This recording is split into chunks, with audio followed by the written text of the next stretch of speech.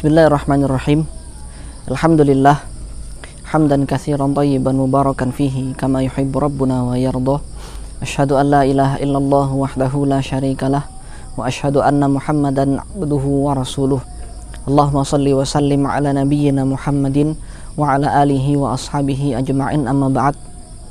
Pemirsa yang dirahmati Allah, dalam sebuah hadis Nabi SAW pernah menyampaikan, al-imanu bid'un wa sab'un au bid'un wa sittuna syu'batan.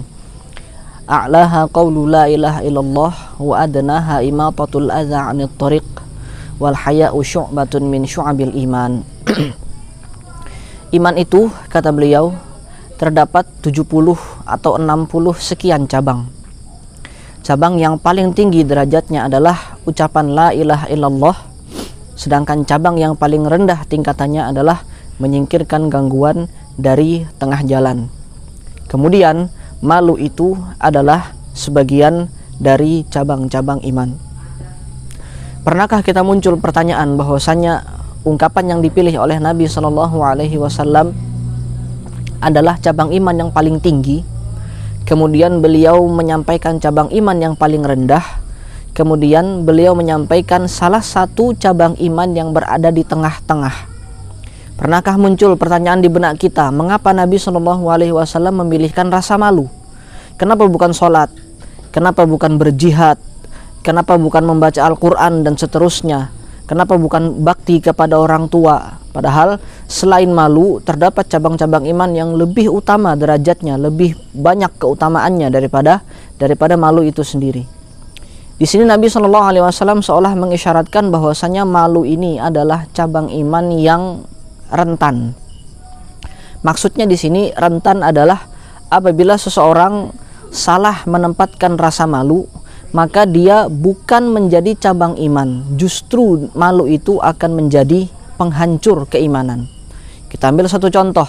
Apabila seseorang berada dalam lingkungan orang-orang yang soleh, yang rajin beribadah, rajin membaca Al-Quran, rajin berzikir dan seterusnya, ketika seseorang itu masuk ke dalam lingkungan tersebut, dia merasa malu untuk tidak mengikuti apa yang dilakukan oleh orang-orang tersebut di dalam komunitas itu. Malu seperti inilah yang kemudian menjadi cabang keimanan. Malu seperti inilah yang kemudian menjadi penguat iman seseorang.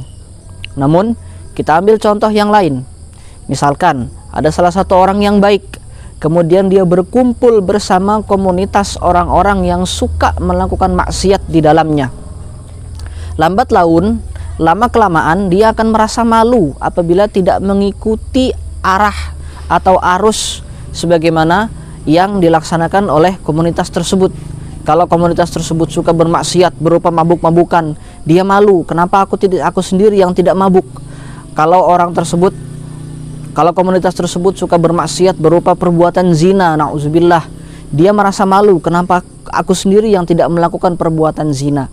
Nah, malu yang seperti ini yang justru akan menjadi penghancur keimanan seseorang, bukan justru menjadi cabang keimanan, namun justru menjadi penghancur keimanan seseorang. Maka berhati-hatilah dengan rasa malu. Baik-baiklah atau tepat-tepatkanlah untuk menempatkan rasa malu ini. Malu apabila benar ditempatkannya, maka dia akan menjadi cabang keimanan. Namun rasa malu apabila salah ditempatkannya, maka dia justru akan menjadi peruntuh atau penghancur keimanan seseorang. Nas'alullah al-afiyah, nas'alullah at-taufiq. Mudah-mudahan apa yang kita bahas pada kesempatan kali ini bermanfaat dan diberkahi oleh Allah Subhanahu wa taala.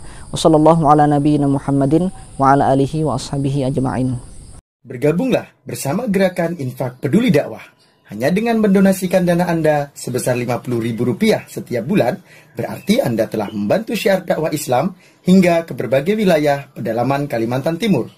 Karena dakwah tak harus ceramah. Kirim SMS atau WA Anda, ketik GIB Dakwah, kirim ke 0811 586 1331.